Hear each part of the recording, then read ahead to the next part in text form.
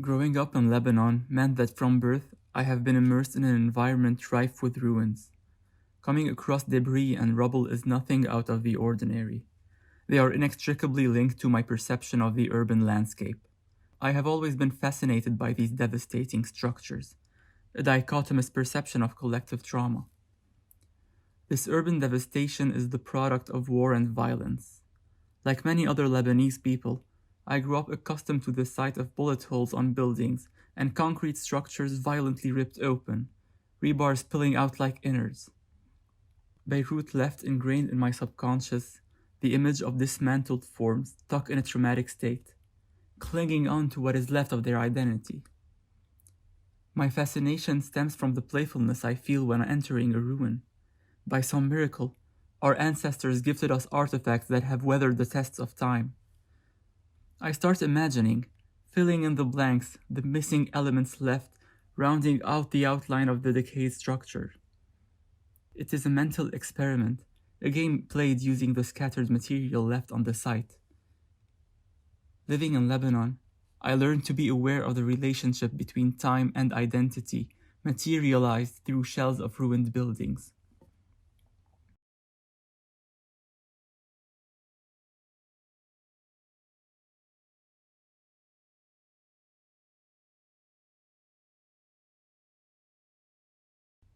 We are collectively attached to these shells, as they tell stories of where we come from. Even when every component that once constituted their initial form is threatened to be dismantled, we somehow find ways to either repair or replace them. Hence, the shell is present as a visual reminder of identity. This reminded me of the ship of Theseus. As far as the story goes, Theseus traveled through his adventures on a ship. Each time a plank of wood defected, it was replaced with a new and more robust timber piece. Eventually, the vessel had all its parts replaced, which brings us to the philosophical question: is Theseus' ship still his original ship, or a new one entirely? Going back to my initial interest, our collective attachment to the shell, many questions start haunting my mind. Since in many cases, the identity of ruins is related to its exterior form, how much material can I subtract from the outline before losing identity? In Beirut, sometimes ruins are refurbished into shelters by repairing them to a modest extent. But when repairing a ruin, how true should I remain to the initial material? Another phenomenon to be questioned would be facadism. Part of a building's outline hung by prosthetics. Can these external structures halt the deteriorating effects of time? Can we become masters of time by using prosthetics? And if we freeze a ruin in a certain moment, preserving its material and outline in a certain state, would the identity then be preserved in perpetuity? Since my thoughts so far have been observational, I decided to approach my drawing in a similar manner. The research started with the investigation of architectural prosthetics. They are the tool at our disposal that can maintain the temporary equilibrium of a shell. These devices are designed to freeze the shell in space and time while changes are implemented to its interior.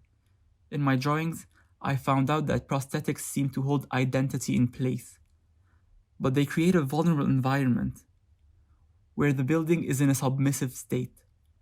The combination of the two creates an odd inhabitable space. I also created models that allowed me to experiment with physical limitation of those prosthetics with concrete, metal, and wood. I tried to generate a parasitic environment in which a body would owe its existence to its controllers. The process reflects on the states of ruins and the steps we take to preserve them. It also led me to realize that a prosthetic can also augment my ruins by allowing them to behave beyond their initial capacity.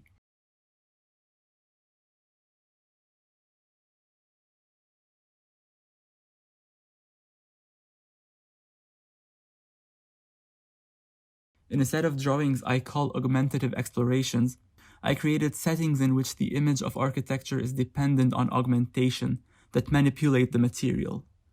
By coupling architecture with engines, the space is overtaken by machinery. This act tests the extent to which materiality is sacrificed for architectural identity.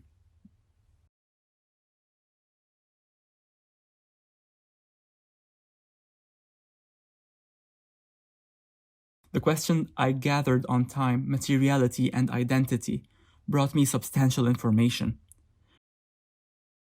With my research on the matter, driven by my upbringing in Lebanon, I needed to investigate through design the trifecta in action. As my thoughts reflected on existing buildings, I needed to find a host. Today in Brussels, the Justice Palace sparked my curiosity. Although it is not a ruin, it could have easily been one. It is predominantly a shell surrounded by scaffolding, struggling to maintain its outline. Its presence in the city intrigued me and piqued my interest the same way the structures I'm used to seeing in Lebanon did. The palace activated my curiosity and imagination. I wanted to intervene and test the limits of its identity. To get closer to answering my questions, I chose to use two sections of the edifice. The aim is to continuously alter the materiality through drawing, allowing the space to perform in a particular manner. As a consequence, the interior is sacrificed in order to preserve the exterior image.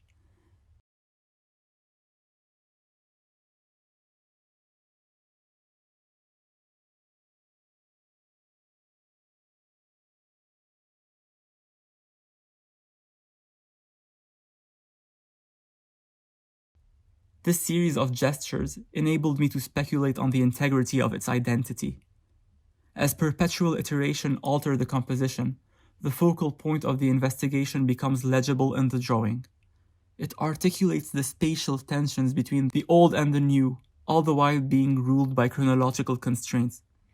That is to say, transformation happens bit by bit, component after component. It is an ongoing process, a phenomenon like the shedding and regeneration of one's skin. The act of drawing and redrawing brings out new spatial qualities, circumscribed within the constraints of the form that is visually recognizable as the Palace of Justice. Ultimately, and on a broader scale, the drawings examine the modes of sustaining architectural identity and the implication of changes and augmentations on image.